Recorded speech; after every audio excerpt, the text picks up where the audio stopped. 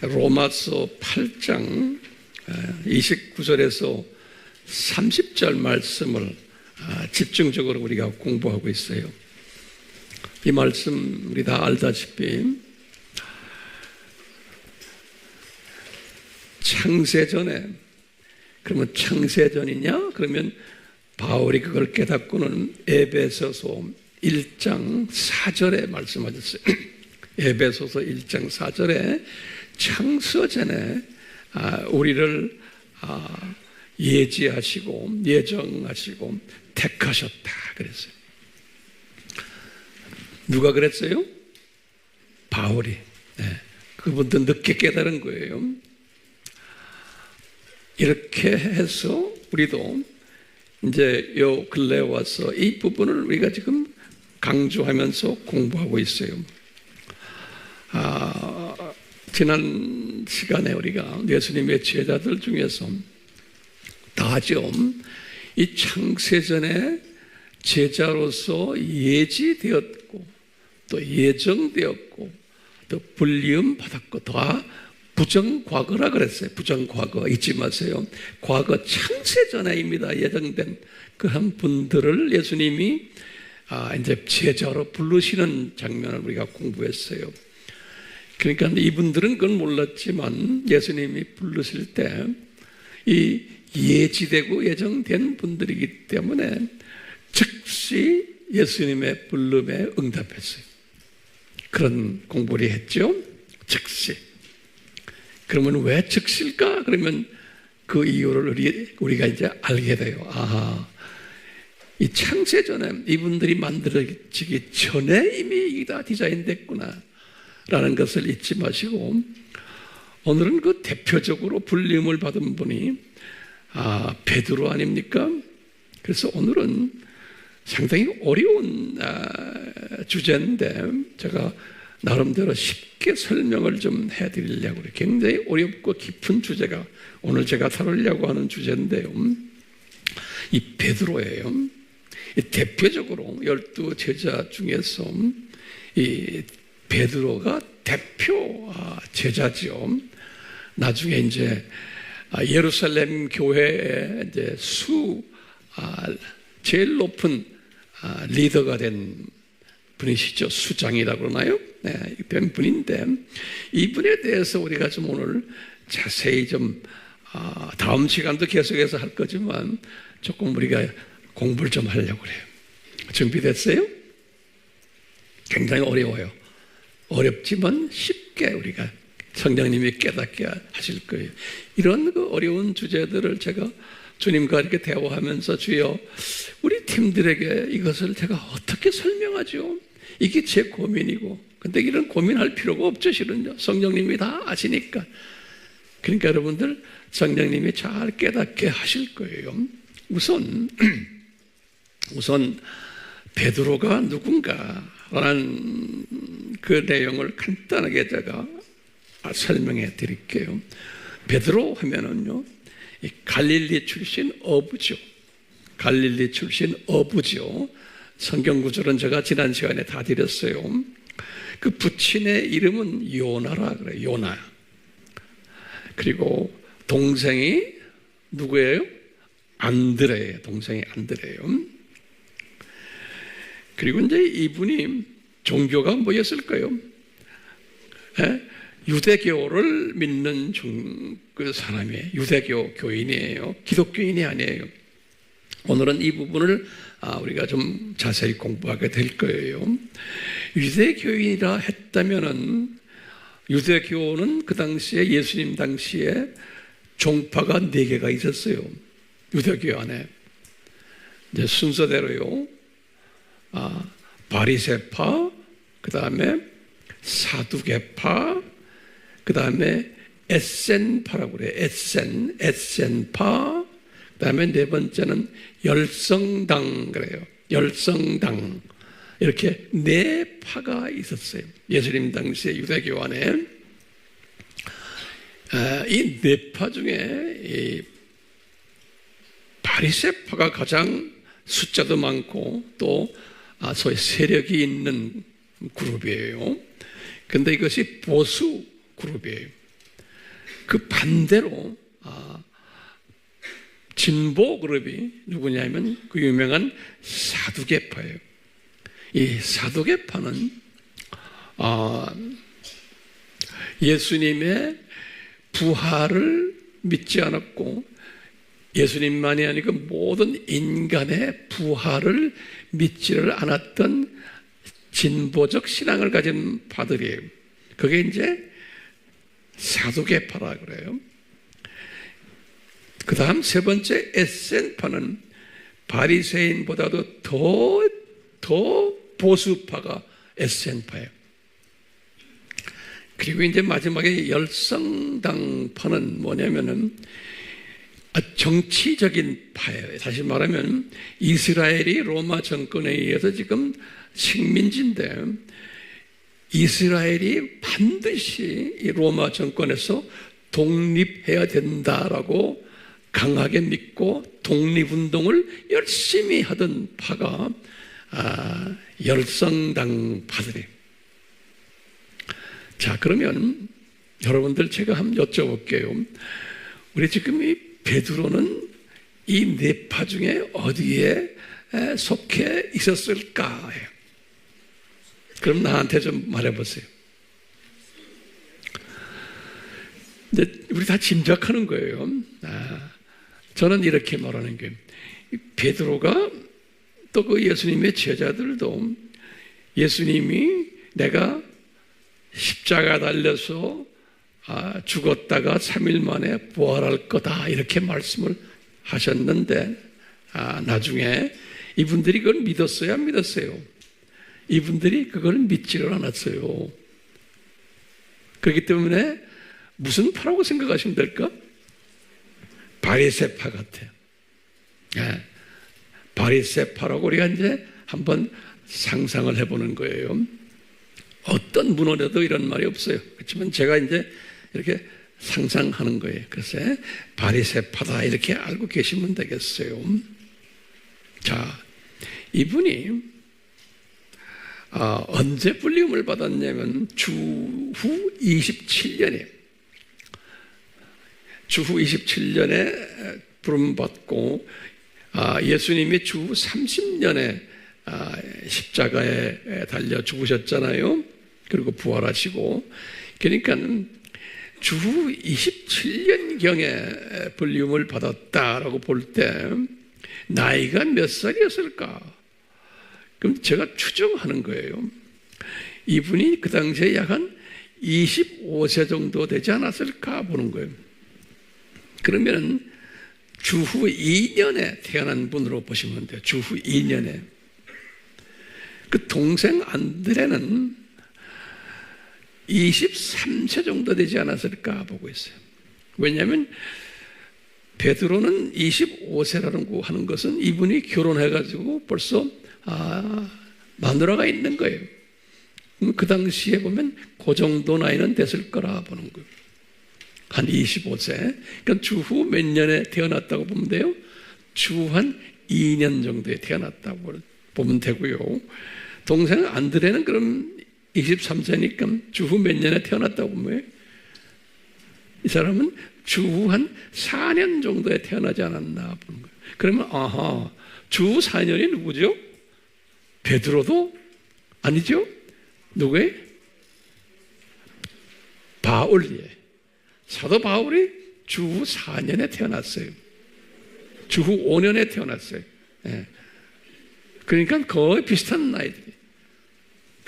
나이들이에요. 자, 그러니까 이제 주후 30년에 이제 이분들이 나중에 이제 예수님이 이제 부활하셨잖아요. 그러니까 주후 30년에 베드로가 예루살렘 교회의 수장이 되었다라고 우리가 한번 추측을 하는 거예요.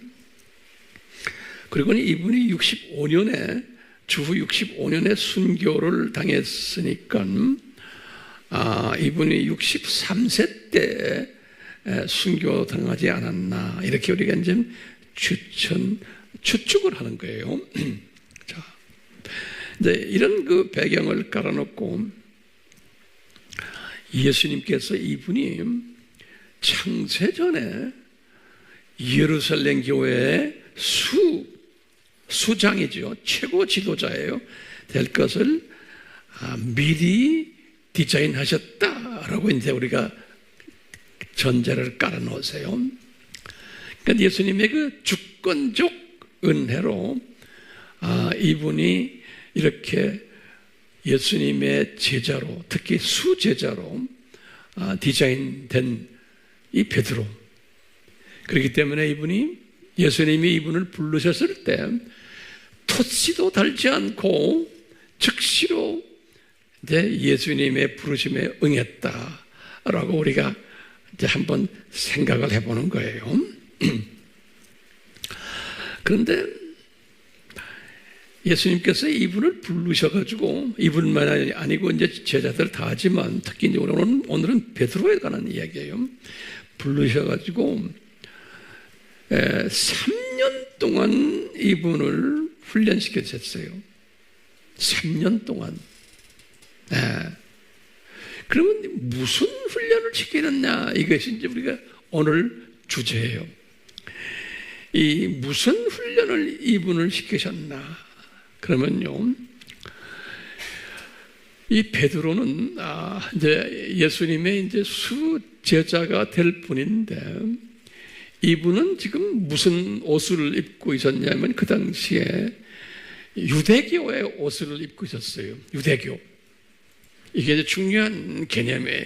이게 유대교의 옷을 입고 있었던 분이에요. 그래서 이제 우리 예수님께서는 요 3년 동안 베드로로 하여금 이 유대교의 옷을 벗겨줘야 돼요. 유대교의 옷을 벗겨줘야지만 이 기독교계의 리더가 될 수가 있어요. 그러니까 다른 말로 표현하면 유대교의 옷을 벗기고 무슨 교회의 옷을 입혀야 돼요? 기독교 옷을 입혀줘야 되는 거예요. 유대교 옷을 벗기고 무슨 옷을 입혀요? 기독교 옷을 입혀야 되는 거예요. 그 입히는 과정을 제가 이제 깨달은 거예요. 약간 3년을 잡으셨던 것 같아요. 3년을. 그럼 우리도 마찬가지예요. 저나 여러분들이 가지고 있는 여러분들의 그 세계관, 인생관, 모든 관들이 있어요. 이것도 예수님 관으로 바꾸려면 한참 시간이 걸리죠. 똑같아요. 이 베드로도 마찬가지로. 그래서 제가 한번 정리를 해봤어요. 이 베드로가 입었던 유대인 옷이에요. 7가지가 있어요. 유대인 옷. 유대교 옷이에요. 제가 이제 제가 만든 표현이에요. 어디에 봐도 이런 표현이 없어요. 이 7가지 옷이 있었다. 이렇게 제가 이제 보는 거예요. 7가지 옷. 자, 그러면 첫 번째로 뭐냐면 이번에 유대인들이 가지고 있었던 유대인의 복관이에요. 복에 대한 관념이에요. 복관이에요. 이 복관 옷이라 이렇게 그냥 만들어 봤어요. 유대인의 복관 옷이 뭐예요? 이 유대인들이 가지고 있는 복은 뭐예요? 구약에 뭐죠? 구약에 우리 신명기 28장 1절에서 14절이죠. 그 다음에 뭐예요? 시편 1편 1절에서 3절이. 이 복은 뭐냐면 다 이 세상 복들이에요. 너희들이 이렇게 하면은 이 세상에서 복을 받는다. 돈도 많이 벌고 출세도 하고 자녀들도 잘 되고 하는 이 복이 유대인이 가졌던 복이에요. 이 복을 베드로도 가지고 있었던 거예요. 왜냐? 베드로도 지금 무슨 파예요? 사두개죠? 그렇죠? 사두개가 아니 사두개. 내가 지금 누구 이야기하는 거야? 베드로 이야기하는 거야. 베드로도 이런 생각을 가졌던 사람이라는 거야. 이런 생각을. 유대교를 믿었기 때문에. 알겠어요? 그럼 베드로가 또 어떤 생각을 했냐? 유대인 생각이에요. 이 신관이에요, 신관. 신을, 하나님을 어떻게 생각하는가? 유대인들의, 유대교의 하나님은 누구예요? 이 구약의 여호와가 누구라는 거예요? 이분들은 성부 하나님이라고 보는 거예요. 그리고 이 삼위일체를 부인해요. 삼위일체를 부인해요. 그러니까 유일한 하나님이 성부 하나님이다라고 믿는 게 이 유대인들의 신관이에요. 그러니까 베드로도 이 신관을 가지고 계셨던 분이에요. 지금 예수님 제자가 됐는데도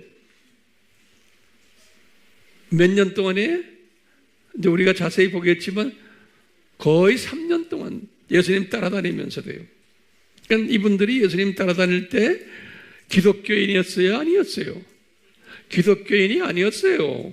우리 생각엔 기독교인이라고 봤지만 무슨 교인이었어요? 유대교인들. 제자 12명. 자, 세 번째 또 무슨 관이 있냐면 이제 메시아관이에요. 이 메시아라 그러면 무슨 뜻이냐면 이건 헬라 말로는 그리스도예요. 그리스도. 또는 이게 구원자라는 뜻이에요. 이 유대교에서 말하는 메시아관은 뭐였을까? 유대교에서는 메시아관? 이분들은 성부 하나님을 메시아로 보지 않아요. 이 메시아는 그냥 장차 이 유명 인사예요. 유명 인사 메시아가 나타나면 이 유대인들은 메시아가 오면은 유명 인사예요. 그냥 유명 인사. 인사가 오면은 이 사람들은 뭘 꿈꾸고 있냐면 로마 제국에서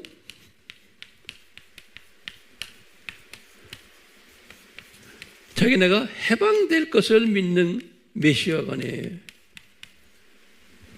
이분들이 메시아관은 유대인들은 이런 사상을 가지고 있었던 거예요. 누가요? 베드로가. 그렇기 때문에 이분들이 생각하는, 유대인들이 생각하는 메시아는 자기 나라를 구원시켜주는 차원에서 본 거예요. 그러니까 애국 운동, 오늘날 우리가 지금 생각하는 애국이나 같아요. 이런 생각을 가졌어요. 지금 7대 7가지예요. 또 네 번째는 뭐냐면, 네 번째는 유대인들이 가지고 있는 이 구원관이에요. 구원관 옷이 있어요. 이제 내가 말하는 이게 좀 구약에서의 구원관이에요. 구약에서의 유대인들이 가진 구원관은 뭐예요? 구약에서는 이 어떤 사람들이 구원을 받나 하면 이거는 다 행위구원이에요. 행위구원. 선행을 했을 때 또는 율법을 지켰을 때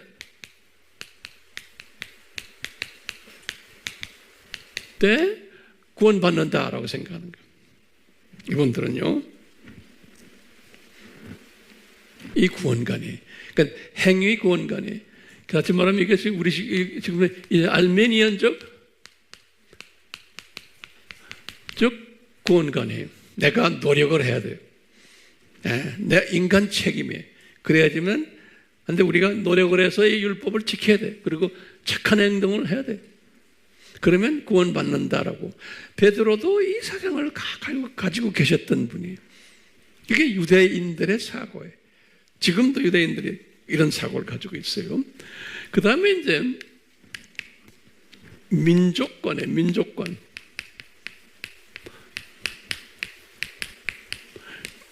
민족관 옷을 유대인들이 가지고 있어요. 유대교 사람들이. 이게 무슨 민족관, 이게 뭘까요? 자기네가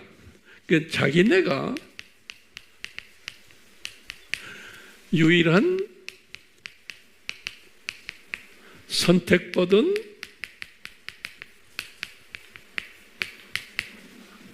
하나님의 자녀로 믿는 거예요.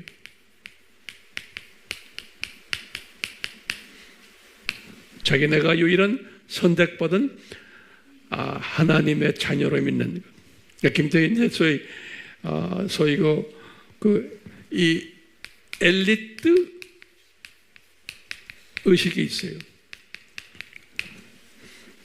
이게 이분들이 가지고 있는 민족권이. 여섯 번째로는 이 애국관이에요.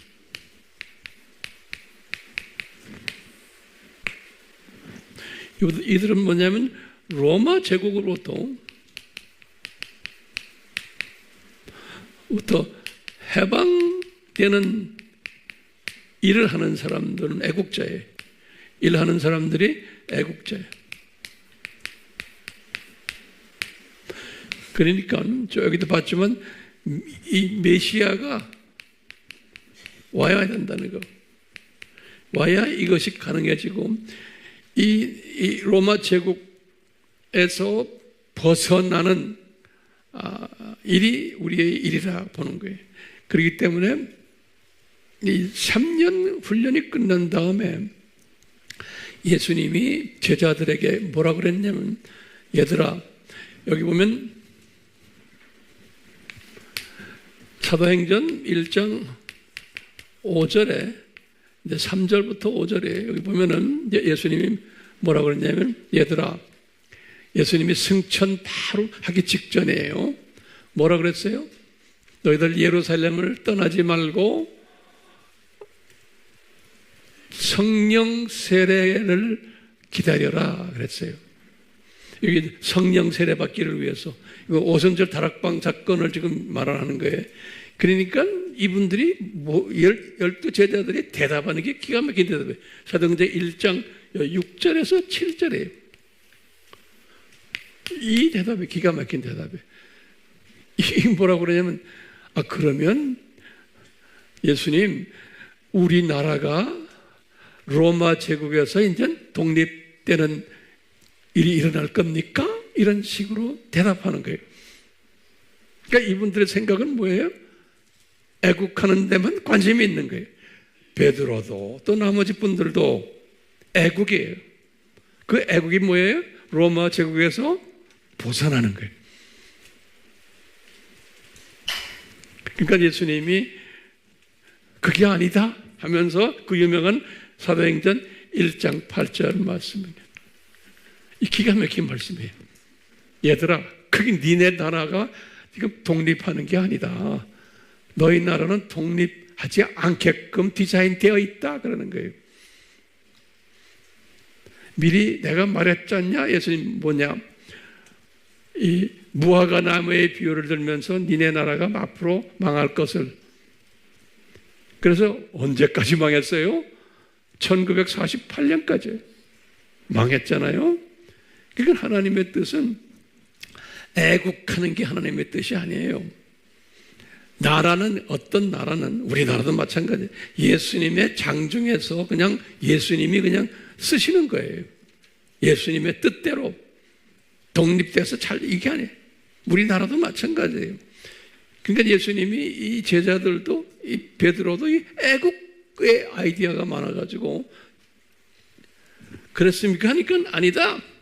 니들이 성령을 받으면은 권능을 받아가지고 이 예루살렘부터 시작해서 유대와 온 사마리아 땅끝까지 나의 증인이 될 거다.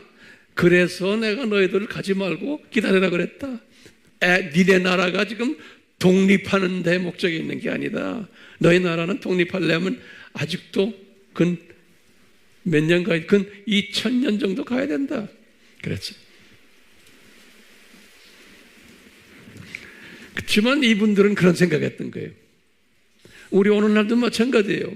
오늘날도 지금 애국운동하는 분들 계시잖아요. 굉장히 좋아해요. 대부분의 사람들은 좋아해요. 왜 그러냐? 애국하면 우리나라가 아주 잘 되면 좋죠. 근데 예수님의 뜻은 그게 아닌 거예요. 대부분의 기독교인들은 이 사람들처럼 애국을 원해요. 그런데 예수님의 뜻은 우리나라는 앞으로 점점 더 어려워질 거예요. 어떻게 알아요? 산고 이야기 했잖아요. 이 세상 우리나라만이 아니고 전 세계는 점점 더 어려워질 거다. 우리가 아무리 애국해보세요. 우리나라가 잘 될 것 같아요? 아니에요. 근데 거기에다가 대부분들은 이분들도 마찬가지 신경을 쓰는 거예요. 교회들이든 교인들이고 거기에 왜? 눈이 그 시각밖에 안 되기 때문에 그런 거예요. 근데 예수님은 애국이 아니고 이놈들아 나가서 복음 전해라. 세계 선교다 하는 거예요. 세계 선교. 똑같아요. 오늘날도 애국이 아니고 교회의 사명은 세계 선교 거예요. 이 민족이 잘 되는 게 아니에요. 아직도 그래도 내가 말하는 걸 소화 못하는 분 여기 앉아 계실지 모르겠어요. 자, 7번째는요. 어떤 사상을 가졌냐면 그 이방인관이에요. 이방인관.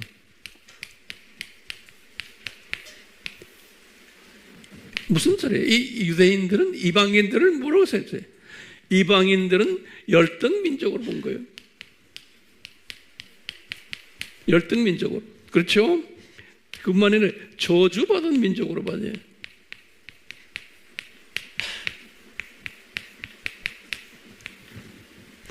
또는 심하게는 사탄의 자녀로 본 거예요.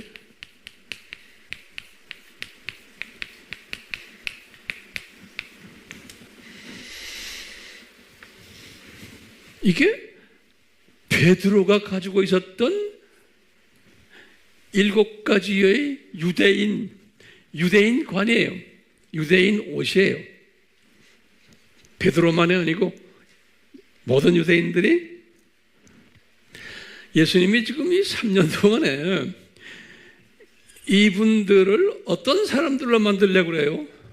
사도행전 1장 8절의 사람들로 만들려고 그러잖아요. 예루살렘부터 시작해서 온 유대와 사마리아와 땅끝까지. 그러니까 로마 제국을 예수 그리스도를 전하는 자들로 만들기 위함인데 이 7가지의 옷을 입었기 때문에 이것이 불가능한 거예요. 불가능해요? 불가능해요? 여기 불가능 이거 보세요. 이방 사람들은 열등민족이고 저주에 받은 사람들인데 뭐하라 거기다가 복음 전합니까? 바울이 아니에요. 베드로도 나중에 우리가 다음 시간에 언젠지 보겠지만 이 사상을 가지고 있었어요. 이방인 선교에 대한 관심이 없었어요. 그거 하는 사람들을 이상하게 생각했어요. 이 베드로도 3년 훈련을 받았는데도 이런 생각을 했어요. 똑같아요. 우리도요. 내 민족만을 생각하는 사람들은 선교하면은 우리나라도 지금 가난한 사람 많고 복음 들을 사람들이 많은데 뭐하라 외국에 다닙니까? 이런 사람이 있어요? 없어요? 있죠. 네. 자, 이 3년 동안 지금 이 옷을 벗기는 작업을 예수님이 누구에게 했어요? 베드로에게 하셨다라고 이제 우리가 전제를 깔아놓고 오늘 말씀 좀 봅시다. 됐어요? 좀 봅시다. 오케이. 자, 그러면 이 3년을 제가 이렇게 성경을 쫙 보면요, 3년 한꺼번에 다 예수님이 사용하신 게 아니고 3년을 1년 반 또 1년 반 이렇게 둘로 잘라신 걸 이제 우리가 발견하게 돼요. 제가 이렇게 말씀을 이렇게 상고하다 보면 그랬어요. 첫 1년 반 기간 옷 벗기기, 그 다음에 두 번째 1년 반 기간 또 옷을 벗기기, 이것을 간단하게 오늘 좀 같이 섭렵하려고 그래요. 자, 그러면요, 우리 첫 1년 반 기간 옷 벗기기를 한번 봐요. 그 첫 번째, 이제 예수님이 옷을 벗기기 시작한 게 뭐냐면 요 복관에 어디 갔어요? 복관. 요 옷을 벗기시려고 하시는 거예요. 베드로, 우린 지금 초점이 베드로한테 있어요. 베드로가 이 이 세상 복에 관한 복관을 가지고 있어요. 율법 잘 지키고 착한 사람 되면 복을 많이 받는다라는, 왜? 이렇게 신명기 28장 14절과 시편 1편에 다 기록이 되어 있어요. 베드로가 이 사상을 가졌는데, 베드로만이 아니고 12 제자들 다예요. 예수님이, 내가 칠판에다 적지 않아요, 이제. 이 복에 대해서 예수님이 가르친 복이 뭐예요? 예수님이 가르친 복이? 이분들을 불러가지고 처음 복을 준 게 산상수훈이에요.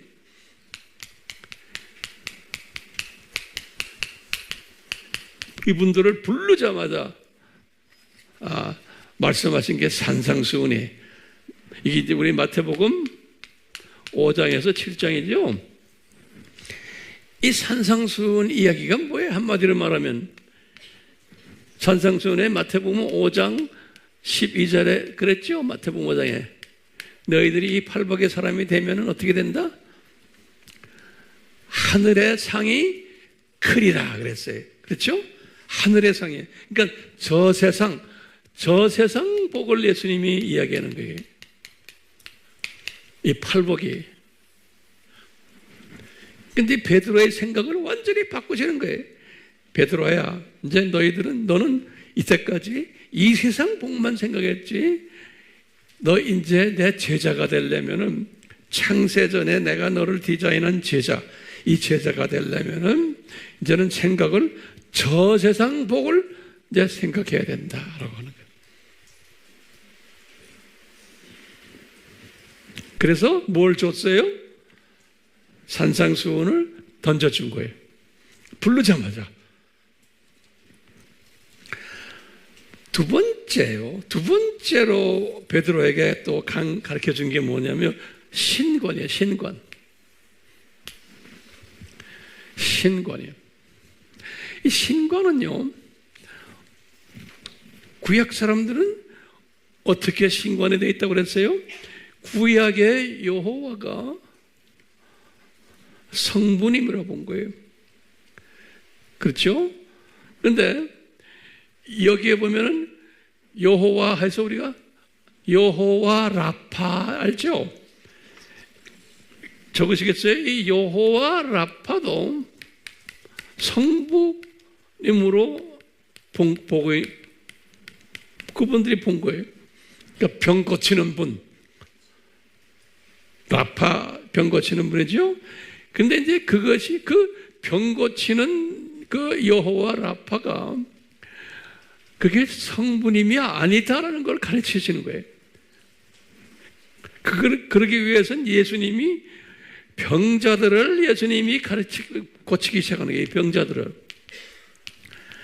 병자들, 귀신 들린 자들 쫓아내고 쭉 예수님이 하시는 거예요. 그러니까 예수님이 여호와 라파다 그러면서 이제 이 마태복음 8장에서 한 12장까지가 전부 그 이야기예요. 예수님이 귀신도 쫓아내시고 문둥병자 고치시고 혈루병자 고치시고 소경도 눈뜨게 하시고 절름발이도 낫게 하시면서 이 베드로가 이제 따라다니면서 본 거예요. 본데 자기 생각에는 누구예요? 이건 여호와 라파 성부 하나님이 이런 걸 다 하게 돼 있는데 어떻게 이분이 하실까? 그렇게 이제 놀라게 만드는 거예요.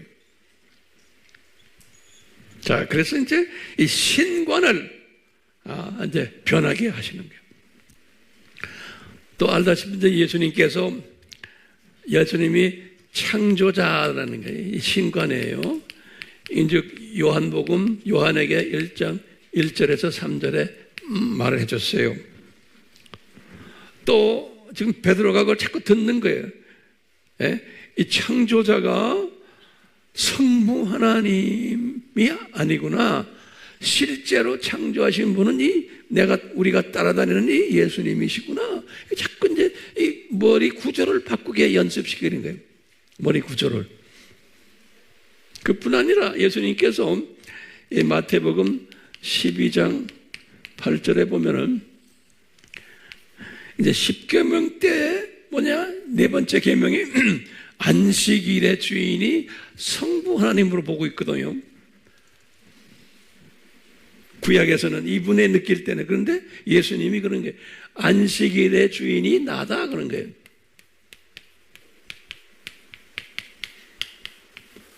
그러니까 성부 하나님은 저 위에 계신 분이고 실제로 이 창조하시고 안식일의 주인 되시고 병자 고치시고 하는 이 모든 것은 성자 하나님이 나다. 이것을 자꾸 간접적으로 교육시키는 거예요. 누구한테요? 베드로한테. 이 신관을 바꿔주는 연습은 신관을. 이게 우리 사복음서 이야기예요. 제자들에게 이 7가지의 유대교 옷을 베끼는 이야기가 이 사복음서 이야기예요.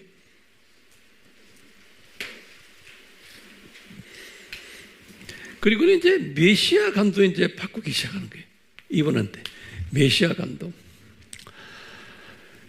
이제 예수님 그 유명한 가브리엘 천사가 요셉에게 나타나서 아기를 낳을 텐데 그 아기 이름을 예수라 하라 그래서 1장 21절 마태복음. 요 예수 그러면서 이 예수란 이름은 자기 백성을 구원하는 자다. 이렇게 해서 이 구원자, 이 메시아가 예수님이라는 것을 강조시키는 거예요. 근데 이분들의 생각은 구원자가 누구로 생각하고 있어요? 유대교에서는 성부 하나님으로 생각하는 거예요. 근데 성부 하나님이 아니고 진짜 구원자는 예수님이다. 그런 거죠. 그러면서 이제 임마누엘이 그런 거예요. 이 마태복음 똑같이 1장 23절에 그 예수가 임마누엘이다.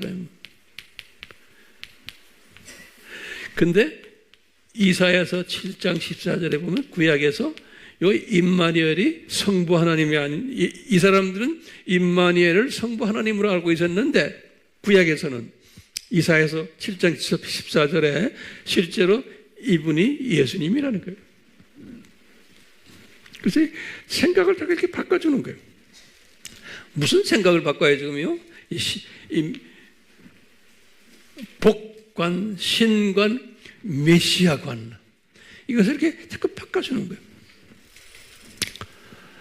그 다음에 이제 네 번째예요. 네 번째 구원관이에요. 구원관. 요 네 번째 구원관. 이 구원관은 어떻게 바꿔줘요? 베드로에게, 이 제자들에게 그 유명한 요 행위 구원이 아니고 그 유명한 요한복음 3장 16절이죠. 이건 뭐예요? 예수님을 믿으면은 믿음을 예수님이에요. 예수님을 믿으면은 구원받는다는 말을 이야기해 주는 게 그것이 그래서 아버지가 나를 이 세상에 보냈다. 예수님 그러는 거예요. 그러니까 행위 구원이 아니고 아버지가 보낸 나를 예수님이 나를 믿는 자가 구원받는다는 거예요. 이렇게 가르쳐 주는 게 행위 구원이 아니고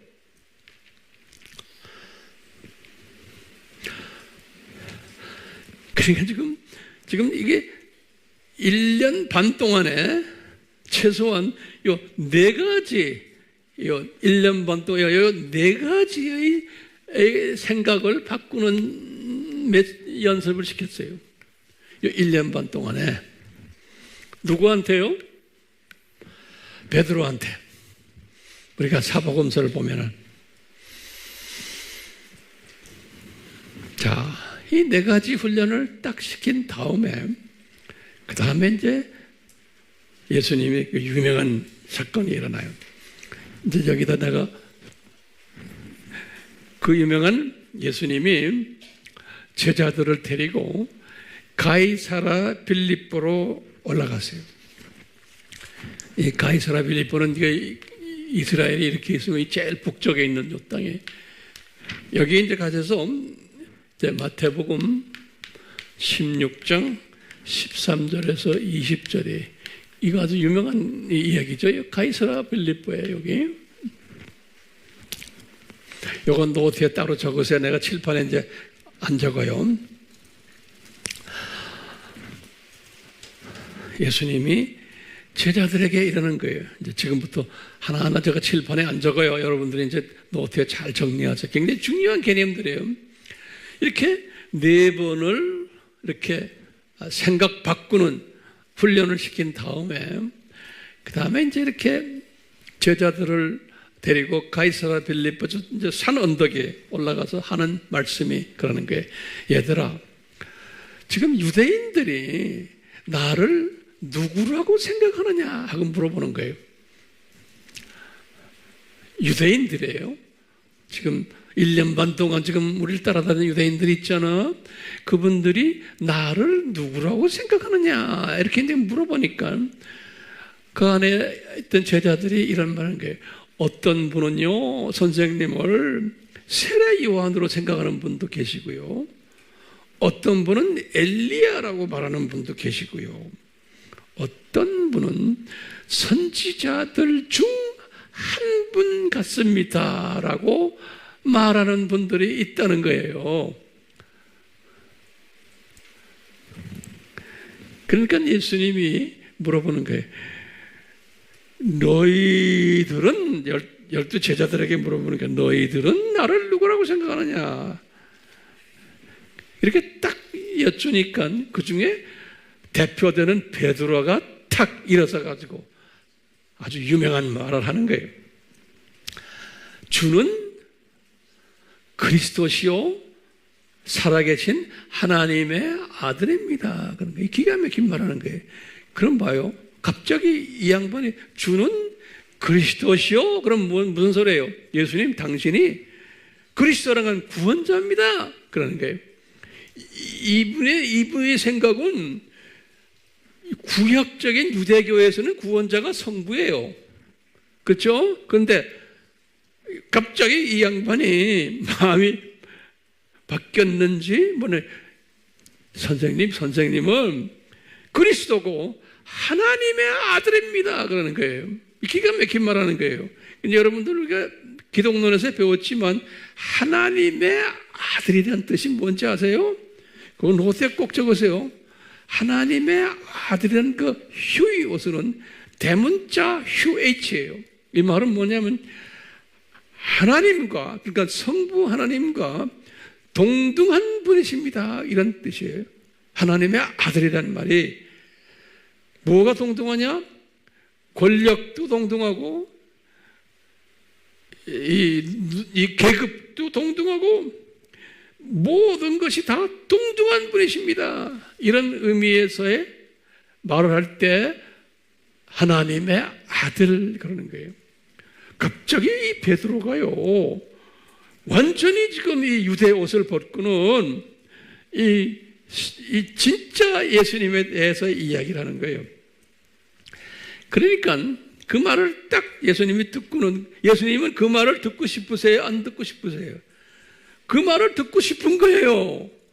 이것을 고백하기 위해서 지금 이걸 가르치는 이분들 지금 가르치는 건데 딱 그 말을 하니까 예수님이 받아서 말씀하시는 게 기가 막히게 말씀하시는 게 뭐라고 그래요? 예수님이 얘야 네가 말한 게 아니다 이놈아 그러는 거예요. 아버지가 네 입을 통해서 말씀하신 거라는 거예요.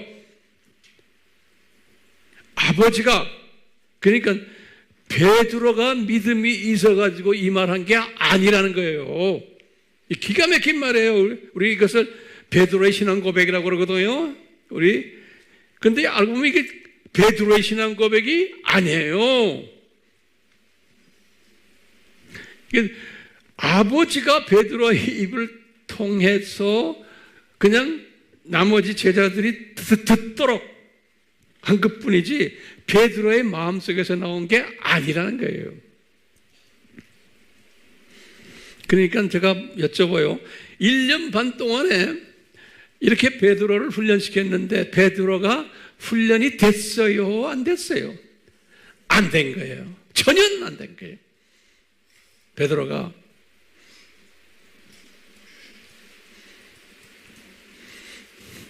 이 말씀이 딱 끝나자마자요. 이 말씀이 끝나자마자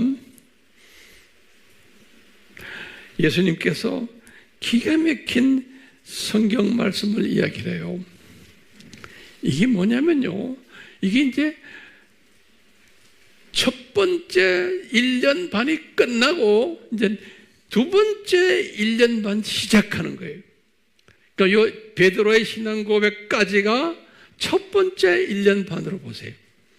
그리고는 이제 요 신앙 고백이 끝나자마자 두 번째 1년 반에 들어갈 때가 마태복음 16장 21절이에요.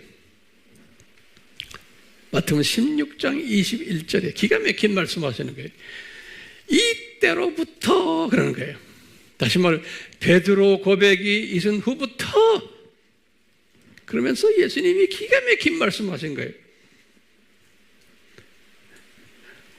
그 21절은 성경에서는 굉장히 중요한 성경 구절이에요.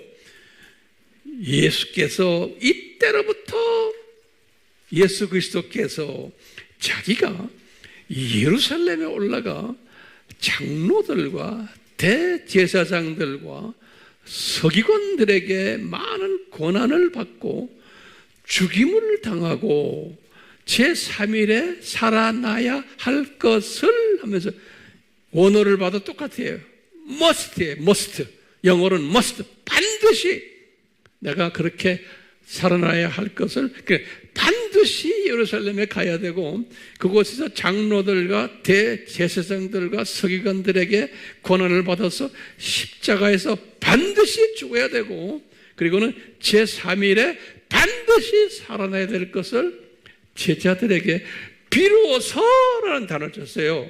비로소 가르치시더라 그런 거예요. 이 말은 뭐예요? 비로소는 첫 1년 반 동안은 이 말씀 안 하셨다 이거예요. 오케이? 이 중요한 핵심 되는 말씀을 안 하셨다는 거예요. 왜냐? 말을 해야 소화를 못해요. 이해를 못해. 예수님의 이 십자가 사건은 그러니까 여러분 보세요. 이 예수님의 지금 십자가 사건, 부활 사건, 3일 있다 부활 사건 이것이 언제 디자인된 거예요? 창세 전에 디자인된 거예요. 그렇죠? 그래서 이 말을 다른 말로 우리가 쓰는 말로 바꾸면 하나님의 신비요. 이 하나님의 신비. 이건 소위 우리 칼빈주의자들이 말하는 단어예요. 그런데 알메니안주의자들이 말하는 단어는 뭐예요? 원시복음이요. 제 말 끼 알아들으세요? 창세기 3장 15절에 원시복음은 뭐예요? 아담이 죄를 지었기 때문에 예수님이 오시게 되었다라는 이야기예요. 하나님의 신비복음은 뭐예요? 이건 인간 창조되기 전에 이미 예수님의 십자가하고 부활 사건은 이미 디자인된 거다라고 보는 게 하나님의 신비복음이에요. 어쨌든 지금 예수님이 지금 제자들에게 지금 내가 예루살렘에 가서 이런 고통을 당하고 죽임당하고 제3일에 살아나야 할 것을 내가 비로소 너희들에게 이제 가르친다라고 말하니까 예수님이 이 말씀을 하실 때 이 12 제자들이 이것을 소화했을까요? 못했어요. 그냥 귀로 듣기만 한 거예요. 똑같아요, 우리도요. 우리도 기독교인이지만 이런 거 그냥 듣기만 하는 거예요. 그러니까요, 이 귀로 듣기만 한 12명 중에서 베드로가 딱 나타나가지고 뭐라고 그래요? 그 다음 16장 22절에 보면 예수님, 왜 죽으려고 그러십니까? 한마디 하는 거예요. 그럴 수 없습니다, 예수님.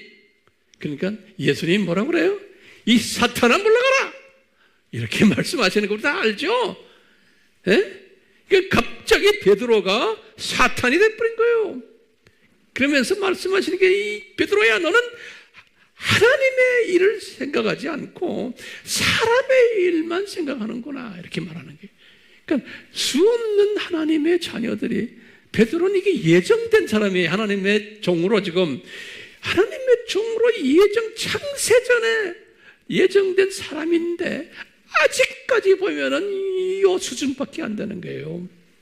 그러니까 우리도요, 여러분들 중에 똑같아요. 지금 이 화면을 가지고 공부하는 분들 중에 창세전에 예정이 됐지만 아직까지 이 수준인 사람이 있겠어요? 없겠어요? 많을 거라고 저는 생각해요. 근데 이분들 나중에 이제 베드로를 주님이 성장시키세요. 똑같이 주님께서 또 성장시키세요. 베드로가 이게 지금 첫 1년 반이 아니에요. 두 번째 1년 반 들어가서 지금 이런 교육을 시키는 거예요. 예. 이만큼 예수님이 정성 들여서 1년 반, 지금 이제 1년 반 지나서 다음 1년 반도 지금 하고 있는데 베드로가 이것을 수용을 못하는 장면을 보는 거예요. 그러니까 나중에 1년 반 거의 끝날 때쯤 돼서 예수님께서 제가 깨달은 거예요. 이거 무슨 책에 있는 것도 아니에요. 예수님께서 이 베드로에게 소위 충격요법을 쓰시는 거예요. 충격요법. 이 친구 한 번 좀 혼 좀 내야겠다. 그러니까 예수님이 이 창세전에 자기의 제자로 디자인된 베드로지만 아직도 이게 잘 안 되니까 충격요법을 사용하셨어요. 그 충격요법을 제가 딱 보니까 충격요법이에요. 두 번을 사용하세요. 첫 번째 충격요법이 마태복음 26장 26절에서 35절이에요.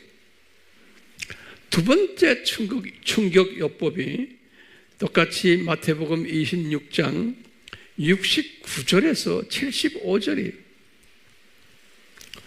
그러면 이 첫 번째 충격요법이 뭔가 잠깐 봐요. 예수님이 성만찬을 하시고 하나하나 적으세요. 성만찬을 하시고는 예수님이 제자들을 데리고 감람산으로 올라갔어요. 이게 첫 번째 충격요법 스토리예요. 이 감람산에서 예수님이 이 분들에게 하시는 말씀이 니네들 오늘 밤에 너희들이 나 때문에 실족당할 거다 그러는 거예요. 그리고는 니네들이 다 흩어질 거다 그러는 거예요. 예수님이 하신 말이 오늘 밤에 너희들이 나 때문에 실족당하고 다 흩어질 것이다. 실제로 다 그랬거든요. 그런데 베드로가 장담을 하는 거예요. 그때 꼭 이 형제가 제일 먼저 앞장서서 장담을 하는 거예요. 뭐라고 장담도 두 번씩이나 했어요. 나중에 보니 첫 번째 장담이 뭐냐면 이렇게 말씀하실 때 베드로가 그러는 거예요. 선생님, 이 친구들 모두가 다 실족 하더라도 나는 실족 안 합니다. 큰 소리 팍 치는 거예요. 예? 그러니까 예수님이 뭐라 그러신지 아세요? 두 번째로 말씀하시는 거예요. 이분이 그러는 게 너 좀 있다가 달기 울기 전에 3번 나를 부인할 거다 이렇게 말하는 거예요.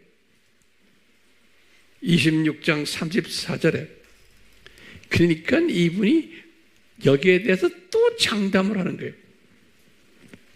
26장 35절에 그랬어요. 설령 내가 주와 함께 죽을지언정 주를 절대 부인하지 않겠습니다. 그러는 거예요. 그러니까 예수님이 너 나를 3번 부인할 거다. 달기 울기 전에 이렇게 말하니까 딴 친구들은 할지 모르지만 나는 안 합니다. 그러면서 탁 폼을 재는 거예요. 이게 첫 번째 충격요법이에요. 그리고 또 두 번째 충격요법은 뭐냐? 실제로 이분이 3번 부인한 거예요. 예수님이 말씀하신 대로 26장 마태복음 69절에서 75절에 그때 3번 부인하는 내용을 딱 보면은 기똥찬 거예요. 그래서 예수님이 이 베드로를 훈련시키는 거예요. 잘 보세요. 첫 번째 부인하는 배경을 이렇게 하는 거예요. 제사장에 따라다니던 그 하녀가 있어요. 한 소녀가 그 소녀를 사용하는 거예요. 그 소녀가 베드로 보고 그러는 거예요. 지금 베드로가 지금 예수님이 지금 신문 받을 때 저 구석에 숨어가지고 지금 있는데 그 소녀가 그러는 거예요. 당신 갈릴리 사람 예수와 과거에 있었지 않아? 이렇게 물어보는 거예요. 베드로한테. 그러니까 베드로가 뭐라고 말하는지 아세요? 첫 번째 대답은 나나 여러분들과 똑같은 이야기예요. 그러니까 뭐냐? 나는 네가 무슨 말을 하는지 알지 못한다. 이런 식으로 말을 해. 아, 머리 굴려도 기똥차게 머리 굴리는 거예요. 이 소녀야, 네가 지금 나한테 무슨 말하니? 난 못 알아듣겠다. 이런 식으로 말하는 거예요. 굉장히 똑똑한 말을 하는 거예요. 우리도 그렇게 해요, 안 해요? 나는 보면은 우리 여기 앉아있는 사람 대부분이 다 급할 때 다 그래요.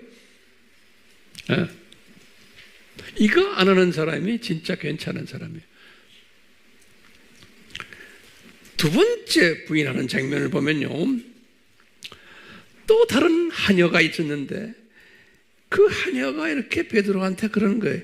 이 사람도 나사렛 예수와 함께 있었던 사람이란다. 이렇게 말하는 거예요. 다른 하녀가 또 말하는 거예요. 그러니까 그 하녀의 말을 듣고는 두 번째로 베드로가 하는 말 좀 보세요. 뭐라고 그러냐면 내가 맹세한단다. 나는 그 사람을 알지 못한단다. 이러는 거예요. 기가 막힌 말 하는 거예요. 맹세하면서 나 그 예수 누군지 난 모른단다. 이게. 이런 오리발을 내미는 거예요. 세 번째 부인하는 장면 보세요. 곁에 있던 사람들이에요. 이제 그 옆에 있던 사람들이에요. 유대인들이 뭐라고 하냐면, 얘야, 분명 너도 그들과 한패 아니냐, 예수님과. 내 말투가 보면 너 갈릴리 사투리 쓰잖아. 너 분명히 그 예수와 한패다. 사투리 쓰는 걸 보니까. 그러니까 베드로가 거기다 대고 뭐라고 대답을 하는지 아세요? 뭐라고 대답해요? 여러분들 읽고 있는 성경에 딱 기록되어 있어요. 이걸 참 묵상을 하세요. 이 유명한 이 베드로께서 예루살렘 교회의 이제 최고 지도자가 될 사람이 하는 뒷다리를 좀 보세요. 예수님을 저주하며 맹세하기를 나는 그 사람을 알지 못한다. 딱 이러는 거예요. 예? 예수님을 저주까지 하면서 맹세하기를 나는 그 사람 알지 못한다 하니까 달기 꼬꼬꼬 우는 거예요. 그렇게 성경에 기록되어 있어요. 달기 꼬꼬꼬 하니까 이 베드로가 예수님의 말씀을 기억하고 이렇게 기록되어 있어요. 나가서 비통하게 울었단다 그러는 거예요. 그러니까요, 이 예수님의 이 충격요법이에요. 3년 가까이 됐을 때 이 충격요법을 쓴 거예요. 이 충격요법을 써가지고 뭘 깨닫게 하려고 그래요? 너 유대교의 옷을 벗어라. 이제 진짜 구원자는 나다. 성부 하나님은 위에 계신 분이고 진짜 메시아는 나다. 진짜 구약의 여호와는 나다. 너희들 이제는 나를 믿어야지만 구원받는다. 이런 모든 것을 지금 간접적으로 가르쳐 주는 거예요. 예. 이렇게 하다가 예수님이 이제 죽으셨어요. 이제 이분이 죽는 걸 다 봤어요. 그리고 이제 제3일에 부활하셨어요. 지금부터 잘 들으세요. 결론이면서 굉장히 중요한 말씀이에요. 예수님이 부활하셨을 때 이분들이 다 도망갔어요? 안 갔어요? 다 도망가 버렸어요. 왜? 예수님이 예언하셨잖아요. 너희들이 다 흩어질 거다. 다 도망가 버렸어요. 그러니까 이분들이 예수님을 하나님으로 믿질 않았던 거예요. 이분들은 이 구약적인 사고로 성부 하나님만 하나님으로 믿었던 사람들이에요. 예수님이 이렇게 부활하셨을 때 자기네들끼리 모여서 제자들이 이제는 우리 다시 우리 직업으로 돌아가자 하고 이제 아마 서로 이야기했던 것 같아요. 그런 모임에 예수님이 나타나셨어요. 누가복음 24장 36절에서 45절에 보면 자세한 이야기가 나와요. 그러면서 예수님이 얘들아 내가 실제 부활했단다. 내가 너희들에게 말하지 않았느냐? 부활한다고 실제 했단다 하면서 이제 이렇게 손 보여주고 다 이제 증거를 보여주니까 이분들이 그것을 믿기 시작을 했어요. 믿을 때 그 다음에 중요한 말이 있어요. 요한복음 20장 22절에 요한복음 20장 22절에 그것을 믿었을 때 예수님이 성령님께 부탁을 해가지고 성령님이 그들에게 임했어요. 그는 구원의 성령님이 임한 거예요. 다시 말하면 이분들이 예수님을 이제 구세주로 영접한 장면이 요한복음 굉장히 중요한 성경 구절에 20장 22절에 그러니까 이분들이 요 순간에 크리스천이 된 거예요. 구원받은 거예요. 그러니까 3년 동안 훈련받다가 이제서야 드디어 크리스천이 된 거예요. 이 구약의 이 모든 그 옷들을 약간 벗은 채로 이게 완전히 다 벗은 게 아니에요. 예. 아직 벗질 않았어요. 어느 정도 가지고 있는 그런 채로 크리스천이 된 거예요. 자,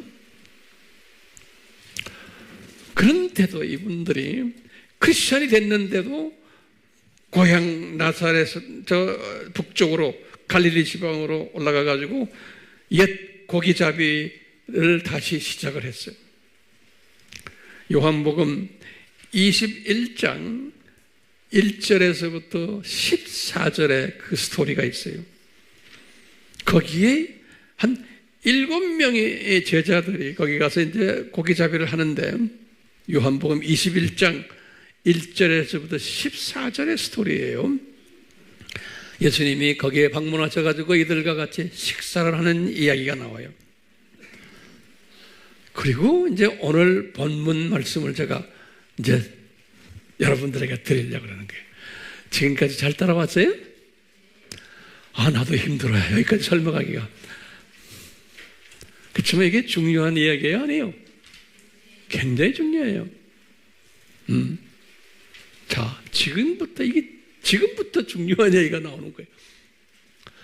자, 이렇게 예수님이 이분들과 식사를 하고는 그 다음에 중요한 게 요한복음 21장 15절에서 17절이에요. 오늘 본문의 말씀이에요. 이 본문 말씀을 오늘 잘 들으셔야 돼요. 예수님이 식사를 마치시고는 베드로에게 초점을 맞추시면서 베드로에게 말씀하시는 거예요. 이 말씀이 여기 이제 21장 15절에서 17절 말씀이에요. 유명한 말씀이에요, 여러분들. 그런데 이것을 여러분들은 지금 이 유명한 말씀을 제가 이제 원어를 가지고 설명할 거예요. 한국어를 가지고는 이게 설명이 안 돼요. 자, 보세요.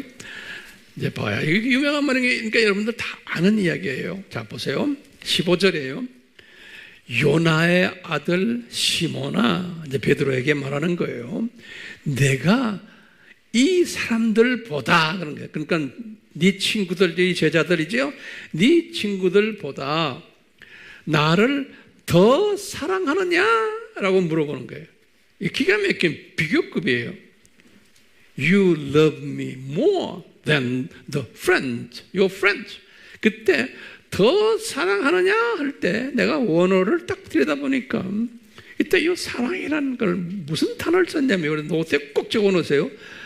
아가페라는 단어를 썼어요.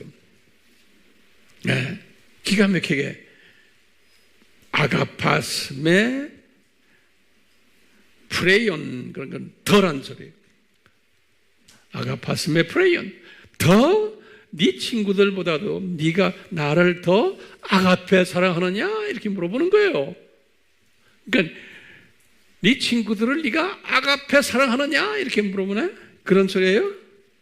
예수님은 네가 나를 아가페 사랑하느냐 그리고 너는 또 네 친구들에게도 아가페 사랑하느냐 이렇게 물어보는 거예요. 그러니까 이 헬라적인 사고방식을 가진 사람의 입장에서는 이게 말이 됩니까? 왜냐하면 우리 공부했죠. 하도 적어서 이 헬라 말에는 아가페가 4가지 아가페가 있어요. 사랑이라는 게 사랑 첫 번째 우리 잘 아는 말이에요. 그렇지만 이걸 정리하셔야 돼요. 사랑하면 첫 번째 사랑은 뭐냐면 아가페 사랑이에요. 아가페란 단어를 써요. 같은 우리 번역으로는 다 아가페예요. 사랑이에요. 아가페라는 사랑은 뭐냐면 하나님의 사랑이에요. 다시 말하면요, 변하지 않는 사랑이에요. 하나하나 그 말 적으세요. 또는 조건이 없는 무조건 사랑이에요. 그게 아가페 사랑이에요. 다시 말해요. 하나님의 사랑이고, 이건 불변하는 사랑이고, 그 다음에 조건을 달지 않는 사랑이에요. 이것이 아가페 사랑이에요. 자, 두 번째 사랑은 필레오 사랑이에요. 필레오. 우리 다 알죠? 이 필레오 사랑은 친구들 간의 사랑이에요. 친구들. 영어로는 brotherly love라고 그래요. 친구들끼리. 그래서 이거는 변하는 사랑이에요. 왜냐? 이건 조건이 달린 사랑이에요. 저 친구가 나한테 잘해줄 땐 내가 사랑하지만, 필레오 사랑하지만, 나한테 그렇지 않으면은 사랑하지 않는 거예요. 그러니까 이 필레오 사랑은 조건부 사랑이에요. 친구 사랑은 변하는 사랑이에요. 세 번째 사랑은 또 뭐냐면 스톨케라고 그래요. 스톨케 사랑이라고 그래요. 이건 뭐냐면 가족 관계, 가족 간의 사랑이에요. 가족 간의 사랑이에요. 스톨게 그래요. 이것은 가족 간의 사랑도 이건 조건부 사랑이에요. 아무리 내 식구지만 내 피부치지만 나한테 섭섭하게 하거나 나에게 불이익을 주면 사랑이 끝나는 거예요. 그러니까 이거 다 변하는 사랑들이에요. 스톨케 사랑도. 그 다음에는 네 번째로 에로스 사랑이라고 그래요. 에로스. 이건 이성 간의 사랑이에요. 에로스 사랑. 이것도 조건부예요. 지 아무리 서로 죽고 살고 하다가도 나중에 이혼하는 게 그래서 그런 거예요. 나한테 이익이 안 되면 이것도 다 끝나는 사랑이에요. 그런데 아가페 사랑은 그렇지 않아요. 이건 하나님의 사랑이에요. 한 번 사랑하면 영원한 사랑이에요. 그 다음에 일방적인 사랑이에요. 그냥 그 사람의 조건을 보지 않고 그냥 일방적으로 사랑해주는 사랑이 아가페 사랑이에요. 이런 개념으로 볼 때 예수님이 지금 이 베드로에게 물으는 거예요. 베드로야, 네가 네 친구들보다 나를 더 아가페 사랑하느냐? 그러니까 이 내용을 아는 베드로의 입장에서는 양심이 있지 내가 어떻게 아가페 사랑합니까? 말할 수 있어요? 그러니까 베드로가 딱 대답하는 거예요. 주여, 그러하옵니다마는 주께서는 내가 주를 필레오 사랑하는 줄 아시잖아요. 그런 거예요. 그때 두 번 필레오라는 단어를 쓰는 거예요. 아가페가 아닌 거예요. 그러니까 내가 아가페 사랑한 게 아닙니다. 주님이 아시잖아요. 나는 주님을 필레오 사랑합니다. 그러는 거예요. 그 3년 반을 나를 훈련시켜줬지만 나는 이 필레오 사랑밖에 당신에게 할 수 없습니다. 그러니까 예수님이 뭐라 그래요? 내 어린 양을 치라 그러는 거예요. 이때 어린 양이라는 건 feed my lambs라고 하는 램의 복수인데요. 다시 말하면 그러니까 초신자들의, 다시 말하면 영적 어린아이들을 말할 때 어린 양, 그러니까 초신자들을 네가 잘 키워라 이런 말을. 그리고는 두 번째로 또 말씀하시는 거예요. 요나의 아들 시몬아, 내가 나를 사랑하느냐 또 물어보는 거예요. 이때 내가 딱 원어를 보니까 또 아가페. 예수님이 너 나를 아가페 사랑하느냐 물어보는 거예요. 그러니까 이분이 뭐라고 대답하냐면 베드로가 주여 사랑은 합니다만은 내가 주를 필레오 사랑하는 줄 주님이 아시잖아요. 그러는 거예요. 그때 필레오를 쓰시는 거예요. 그러니까 이분은 예수님을 필레오 사랑하는 거지 아가페 사랑하는 분이 아니라는 걸 자기가 고백하는 거예요. 그런데 예수님이 그 말을 듣고는 또 그런 게 알았다. 내 양들을 먹이라. 그런데 이때는 feed my sheep 그러는 거예요. 램이 아니고 sheep은 큰 양들이에요. 큰 양들. 예. 그러니까 영적인 중학생들, 고등학생들, 영적인 대학생들 이렇게 되는 사람들, 그거 좀 어느 정도 된 사람들 네가 피딩해라, 잘 키워라 이렇게 말하는 거예요. 그리고 이제 세 번째가 중요해요. 세 번째로 베드로에게 말씀하시는 거예요. 요나의 아들 시몬아, 내가 나를 사랑하느냐 또 물어보는 거예요. 이때 예수님이 어떤 단어를 쓰신지 아세요? 필레오 단어를 쓰는 거예요. 너 나를 필레오 사랑하지? 그러는 거예요. 그러니까 조건부로 나를 사랑하는 거지 어느 때나 나를 떠날 수 있지.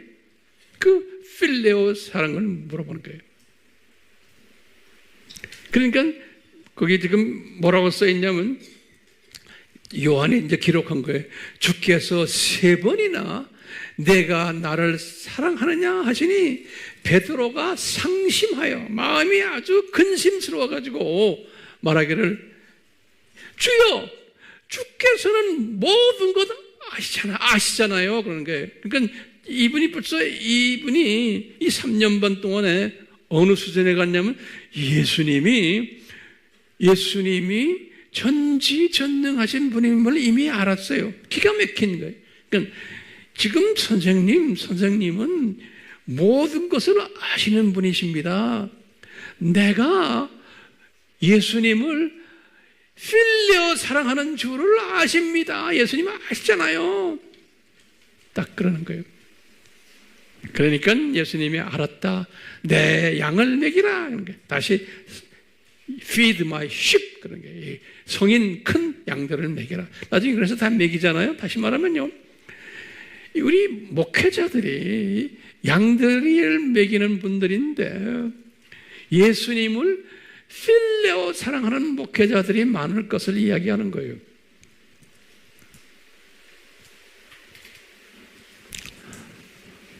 예수님을 필레오 사랑하는 목회자들이 많을 것을. 이건 어느 수준이에요? 이 3년 훈련을 이제 받은 분들의, 다시 말하면 예수님이 누구라는 걸 어느 정도 알고 유대교회의 옷을 좀 벗은 사람들이에요. 목사들도 이런 목사들 많아요. 이 세상의 옷들, 우리 같으면 유교나 불교의 옷들 좀 벗고 기독교 옷을 좀 입었고, 그렇지만 예수님을 필레오 사랑까지밖에 못하는 많은 목회자들이 있어요. 그러니까 조건부에 이러다가 나중에 이제 이 베드로 전서 후서를 기록했어요. 64년에 순교 1년 전에. 우리가 자세한 것은 다음에 또 이렇게 해서 공부할 거예요. 이때 이분이 자기 제자들에게 하는 말이 있어요. 얘들아, 나와 니네들은 예수님을 아가페 사랑하자 이런 말을 써요. 기가 막히게 베드로전서 1장 8절에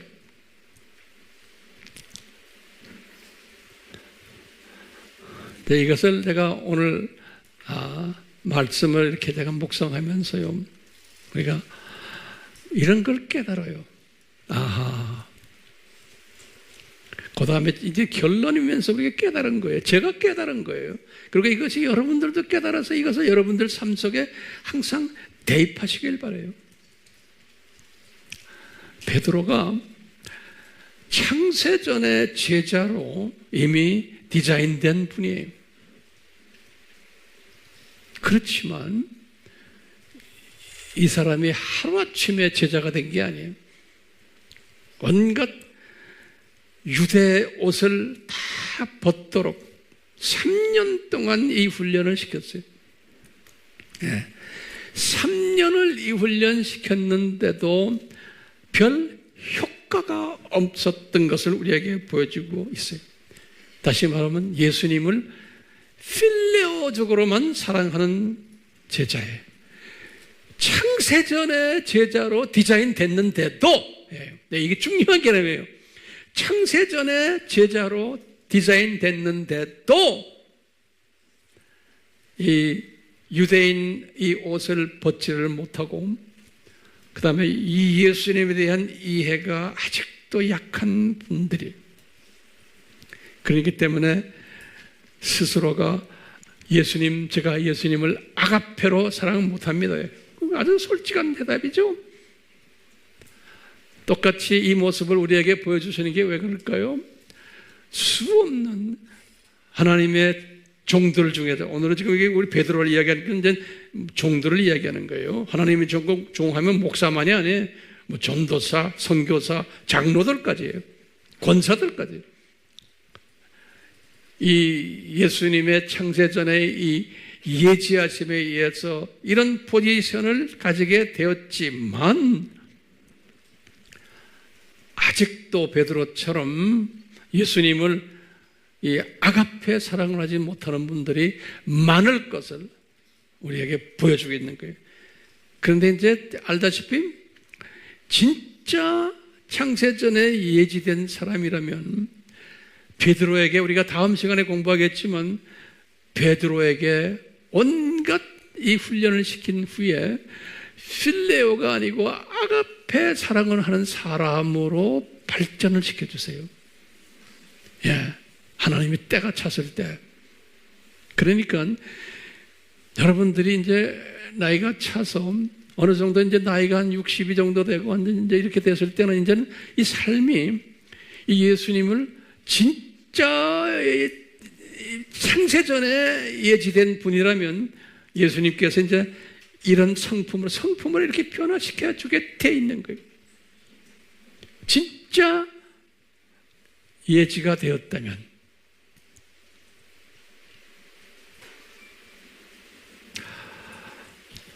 제 말 동의하세요? 네. 그렇기 때문에 우리는요, 주변을 이렇게 항상 보는 거예요. 같은 교회 안에서 우리 교인들 보면서, 저분은 지금 목사지만, 저분은 전도사고 선교사고 장로고 권사지만 창세전에 예지된 분인가 아닌가를 그냥 조금 이렇게 짐작으로 알 수 있겠어요? 없겠어요? 알 수 있으시라고 우리가 지금 이런 공부하는 거예요. 다시 말하면 젊은 사람은 괜찮아요. 나이가 이제 한 60은 됐는데 아직도 성품이 변함이 없어. 그러면 저분은 지금 목사지만 전도사지만 장로지만 권사지만 창세전 제자로 디자인된 분이구나 아니구나를 각자가 알아서 해석을 하시면 돼요. 그런 지혜를 가지시라고 지금 우리 이 말씀 공부하는 거예요. 딴 사람 이야기하는 거 아니야. 지금 나로 하여금 이런 분별력을 가지라고 우리 이런 공부하는 거예요. 딴 사람 보지 마세요. 나를 보셔야 돼요. 내가 과연 창세전에 디자인된 사람인가 아닌가 스스로를 한번 보세요. 스스로를. 젊은 사람들은 그래도 소망이 있어요. 그렇지만 나이가 어느 정도 이제 올라탄 사람들은 아직도 옛 모습이 그대로 있으면 나는 장로지만 권사지만 목사지만 전도사지만 선교사지만 이 창세전 제자로 디자인된 사람은 아니구나 라고 겸손히 그냥 깨닫고 주여 내가 아니라고 생각하는데 주여 날 좀 봐주세요 이런 말까지 하는 분이 되면 얼마나 좋겠어요? 지금 우리가 이 두 짐승 시대에 살고 있기 때문에 정말 이 가짜들이 난무하는 시대예요. 가짜 성직자들이 가짜들이 그렇기 때문에 특히 우리는 이 말씀을 가지고서 이 분별하는 분별력 그러려면은 내가 예수님을 필레오 사랑하는 사람인가 안 그러면 아가페 사랑하는 사람인가를 점검하면서 지금 모두가 다가 대부분은 아가페지만 우리가 언젠가는 이 필레오 쪽으로 조금씩 발전되는 그런 사람이 되기를 소원하며 제가 단에 서서 이렇게 외치는 것도 나를 포함해서 우리 모두가 다 예수님을 이 필레오적으로 아니 아가페적으로 사랑하는 사람으로 우리가 이 발전되기를 소원하면서 제가 이 단에 서서 오늘도 이렇게 외치는 거예요. 네, 저를 포함한 우리 모두가 다. 오케이? 네. 왜냐? 우리가 이 세상 이제 떠날 때 주님 앞에 설 텐데 예수님이 대차 대조표를 열고는 우리에게 이제 딱 보여주실 텐데 그때를 항상 잊지 말고 생각하세요. 제가 이 말씀을 이제 끝내면서 저는 이런 생각을 해요. 세상에 우리 예수님이 창세전에 이렇게 디자인하셔가지고 때가 되어서 그 디자인된 사람을 태어나게 하시고 우리 바울 같은 사람은 아예 예수님을 믿지 않는 사람으로 태어나게 하셔가지고 한 30년 가까이 예수 믿는 분들을 핍박하게 만들고 이런 식으로 하셔가지고 때가 되어서 이제 부르셔가지고 이제 쓰시는 걸 이렇게 보면은 그 예수님이 그런 분이 한두 명도 아니고 전 세계에 깔려있는 하나님의 종들 가운데 이런 사람들이 이 나라 저 나라에 쫙 있는 거예요. 나는 이렇게 묵상하면서 주여 예수님이 대단히 크신 분이십니다. 나 이걸 항상 느껴요. 그래서 이제 성경에서는 이 크신 예수님을 뭐라고 표현하냐면 한국말로는 글쎄 위대하신 예수님, 위대하신 위대하다는 그 표현이 그 부피가 크시고 깊으시고 높으시고 기시고 넓으시고 엄청 광대하신 그 예수님. 그래가지고 창세전에 다 디자인하셔가지고 그 많은 하나님의 자녀들을 이렇게 관리하시면서 베드로를 훈련시킨 것처럼 각자 주님의 자녀들을 이렇게 훈련시키는 예수님의 그 크신 위대하심 광대하심이에요. 이러시면서 그 광대하심을 가지고 사랑을 가지시고서 오래 참으면서 친절하게 잘 참으면서 우리 베드로에게도 이렇게 어린아이 다루듯이 이렇게 다루시면서 쭉 가시는 걸 보면 예수님 대단하신 분이시군요. 나는 이걸 항상 묵상을 해요. 예수님 대단하신 분이시군요.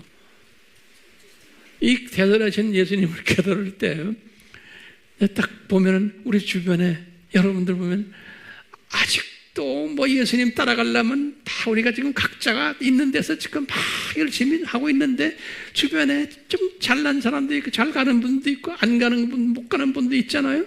그냥 보면서 그냥 안아주는 거예요. 왜? 각자가 뛰는구나. 지금 제 눈엔 그게 보이는 거예요. 각자가 뛰는구나. 그런데 이거를 보질 못하면은 조금 좀 내 눈에 안 맞으면 그냥 가서 씹어버리는 거예요. 그럼 왜 그러냐? 이걸 보질 못, 이 예수님의 큰 그림을 보질 못한 사람이 그러는 거예요. 다시 말하면 무슨 시각이에요? 두더지 시각이야. 고착해야 병아리 참새야. 주변만 보이기 때문에 우리가 예수님은 슈퍼 독수리라고는 보고 있어요. 슈퍼. 그러니까 초독수리 예수님이세요. 거기 우리 새끼 독수리들 아니에요? 그러니까 우리가 어느 정도 독수리 시각을 가지면은 내 주변에 그런 것들을 내가 다 이렇게 안아줄 수가 있는 거예요. 그러면서 평강이 오는 거예요. 그런 사람 되시라고. 자녀들 속색이고 뭐 경제적으로 어렵고 몸이 좀 아프고 뭐 이런 것 나중에 다 놓고 가야 되는 존재임을 깨달아야 돼요. 예수님이 가자 하면 가야 되는 존재들이에요. 뭐 그런 거 가지고 난리 지기지 마시라는 거예요. 왜? 이 큰 그림을 보면은 그게 안 보이는 거예요. 제 말 알아들으세요? 조금이라도 좀 시각을 좀 새끼 독수리 정도까지 좀 됐으면 좋겠다. 그러니까 모든 사람을 예수님 안에서 다 이렇게, 그래서 예수님 안에서라는 거예요. 그분의 마음을 가지고 그냥 이렇게 안아주는 연습. 그게 지혜로운 자인 거예요. 그렇게 합시다. 뭐 이렇게 몇 사람만 하면요. 이렇게 열심히 내가 지금 설교했는데 그동안에 못했으면 나중에 이제 식사 시간에 식당에서도 가까이 가서 식박에서 같이 앉아서 미안해 하고 서로 하면서 하세요. 문둥이 같이 그냥 꽁 하고 이러고 앉아있지 말고. 예수님이 볼 때는 웃기는 거예요. 내가 봐도 웃기는데 뭐 대단하다고 그냥 인상 뜨고 그냥 이러고 살아요? 예수님이 불러가시면 이 순간에도 가야 될 존재들인데 같이 기도합시다. 우리 예수님, 오늘 우리 베드로를 통해서 예수님이 베드로를 이렇게 만지시면서 그분을 위대한 종으로 만드는 그 과정을 우리가 섭렵했습니다. 우리 예수님 정말 오래 참으시면서 예수님이 사랑 가지고 이 베드로가 앞으로 어떻게 될 사람이 된 것을 다 믿고 바라며 견디며 이 베드로가 옷 갈아입는 사람이 되어 옷을 잘 갈아입도록 이렇게 도와주시는 모습을 우리가 봤습니다.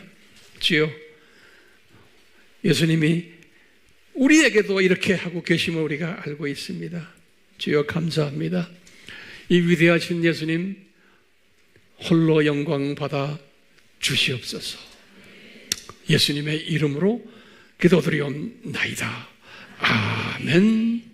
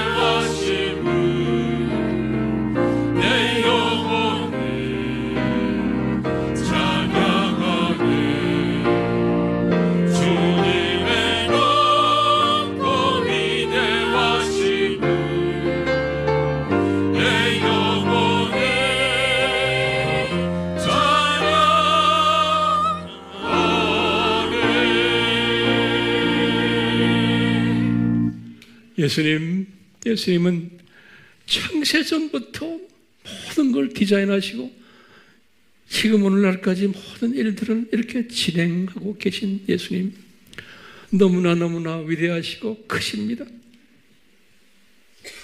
우리가 순간순간 이 크신 위대하신 예수님, 자상하신 예수님, 오래 참으시는 예수님, 베드로의 삶에서도 우리에게 이 모습을 보여주셨습니다. 우리의 삶 속에서도 주여 성령님 도와주셔서 우리가 매 순간순간마다 이 위대하신 예수님을 묵상하며 고백하며 이 예수님의 위대하심을 찬양하며 이 예수님 때문에 내가 주변에 많은 사람들을 그냥 안아주는, 왜냐하면 예수님의 사랑 안에 있는 형제 자매들입니다. 예수님이 사랑하는 분입니다. 그렇기 때문에 우리가 사랑해줘야 됩니다. 주여 이런 지혜를 우리에게 주시옵소서. 삼위 하나님의 이 도우심이, 역사하심이, 운행하심이 우리를 떠나지 않기를 예수님의 이름으로 축원하옵나이다. 아멘.